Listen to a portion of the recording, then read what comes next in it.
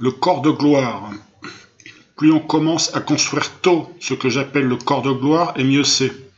Commencer à l'âge de la retraite est toujours possible, mais pas du tout évident d'arriver au but, car j'estime à environ 20 ans, en moyenne, le temps nécessaire pour arriver à construire consciemment et en travaillant tous les jours à cela.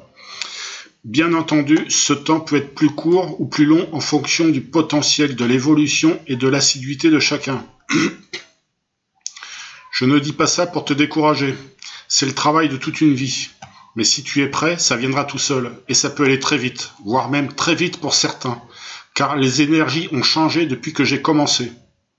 J'ai commencé il y a plus de 40 ans. Les énergies sont plus fortes et intenses, donc celui qui est prêt, il peut en un clin d'œil activer son corps de gloire, d'un seul coup et en quelques secondes.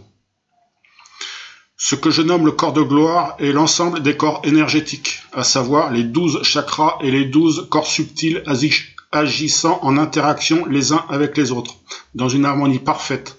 Tout ceci forme le corps de gloire.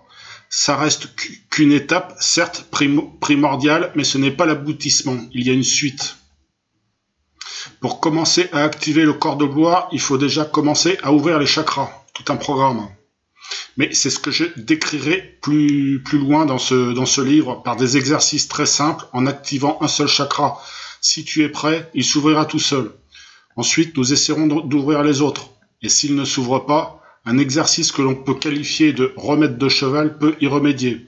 Remède de cheval car il remue beaucoup d'énergie et on en ressort différent énergétiquement s'il est bien mené. Mais ce n'est pas un exercice à faire seul. Il convient de faire cet exercice avec quelqu'un qui l'a déjà fait. Il faut qu'il sache ce qu'il fait. Pour pouvoir garder ouverts les chakras, il faut les entretenir en énergie. Je vous expliquerai comment faire. Si tu veux augmenter ton énergie, il faut déjà éviter d'en perdre. C'est logique. Je vous expliquerai toutes les façons possibles de perdre de l'énergie afin de pouvoir y remédier. Prendre conscience de ces forces de ténèbres et de puissance, symbolisées par les couleurs rouges et noires. Par des exercices simples, nous pourrons en prendre conscience afin d'utiliser une partie de cette force en la canalisant, en la transmutant. Tu verras, c'est simple, tout est simple, mais pas toujours facile de trouver son rythme dans la continuité.